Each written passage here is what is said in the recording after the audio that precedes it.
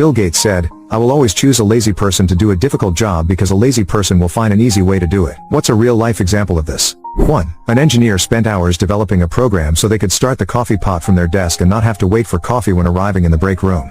2. Every year in the Canadian winter, power lines would fail due to the weight of the snow. It took many days to build up enough to break a line, so they employed a team to walk the routes and shake the poles to loosen the snow. One day they saw a bear shaking the poles and realized that if they could get the bear to do it, they wouldn't need to walk the route. So they gave one guy a bucket of honey and he'd walk the route painting the sides of the poles with honey to attract the bears. It worked for a few more years, but this still takes a lot of time to do. So then they had the idea of flying a helicopter along the route with a trained sniper with honey paintballs that he'd shoot the poles with. On its maiden flight, the helicopter passed the lines and the downdraft blew away all of the snow. The flights continue to this day, but without the sniper.